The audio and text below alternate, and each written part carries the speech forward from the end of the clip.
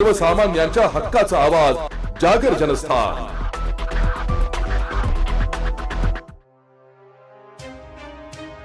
निमगुळसह संपूर्ण बोरी परिसरात यंदा शेतकऱ्यांनी मोठ्या प्रमाणावर ज्वारी पिकाची लागवड केली आहे। दर्जेदार बियाणे, वेळेवर खते आणि कीटकनाशकांचा वापर करून शेतकऱ्यांनी आतापर्यंत पिकाची अत्यंत काळजीपूर्वक निगा राखली आहे। मात्र आता नेमक्या ज्वारीचे दाणे भरण्याच्या महत्त्वाच्या अवस्थेत पिकावर लष्करी अळीचा मोठ्या प्रमाणावर प्रादुर्भाव झालाय। वेळीच या अळीचा बंदोबस्त न झाल्यास हाती आलेले पीक पूर्णपणे वाया जाण्याची आणि हाती काहीच उत्पन्न न येण्याची दाट शक्यता निर्माण झाली आहे। त्यामुळे बळीराजा सध्या तीव्र चिंतेत सापडलाय। हातातोंडाशी आलेला घास हिरावला जाऊ नये यासाठी परिसरातील शेतकरी हवालदिल झालाय। महागडी कीटकनाशके खरेदी करून चक्क ड्रोनच्या साहाय्याने फवारणी करत शेतकरी आपला वाढीव खर्च करूनही पीक वाचवण्यासाठी आटोकाट प्रयत्न करीत आहे। या गंभीर परिस्थितीत कृषी विभागाने तातडीने बांधावर जाऊन पाहणी करावी, तसेच या अळीच्या नायनाटासाठी योग्य मार्गदर्शन आणि शासनाकडून आर्थिक मदत मिळावी अशी आर्त मागणी बोरी परिसरातील शेतकरी आता करीत आहेत। नमस्कार।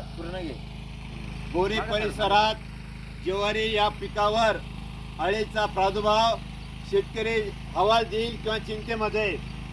संपूर्ण बोरी परिसरामध्ये ज्वारी मोठ्या प्रमाणात शेतकऱ्यांनी लागवड केलेली आहे आणि या ज्वारी पिकासाठी बियाणं, रासायनिक खत, कीटकनाशक यासाठी मोठ्या प्रमाणात खर्च केलेला आहे आणि ऐन ज्वारी गणसावर आल्यानंतर फार मोठ्या प्रमाणात अळीचा प्रादुर्भाव झालेला आहे।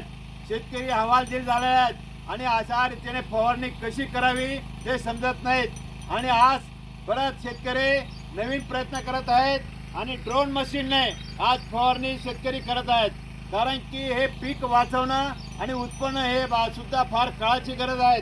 शेतकऱ्यांनी ड्रोन मशीन आणलं, या मोठ्या प्रमाणात अळी प्रत्येक कणसावर आहेत आणि ही अळी कमी करून आपलं उत्पन्न यायला पाहिजे हा शेतकऱ्यांचा उद्देश आहे आणि त्या हिशोबाने शेतकऱ्यांनी हे ड्रोन मशीन आणलेले आहेत आणि फवारणी सुद्धा फार मोठ्या प्रमाणात, त्या कीटकनाशक सुद्धा किमती खूप वाढलेल्या आहेत आणि असा असून सुद्धा शेतकरी फवारणी करत आहेत।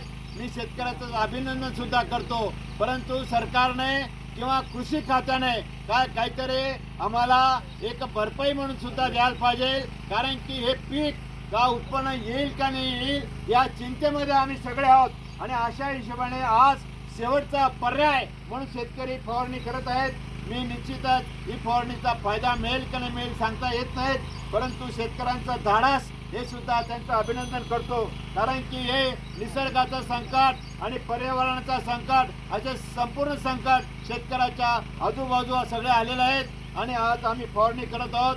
काय फायदा मिळेल का नाही सांगता येत नाही, म्हणून या शेतकऱ्याचं अभिनंदन करतो आणि थांबतो। जागर जनस्थानसाठी प्रतिनिधी रूपक बिरारी, धुळे।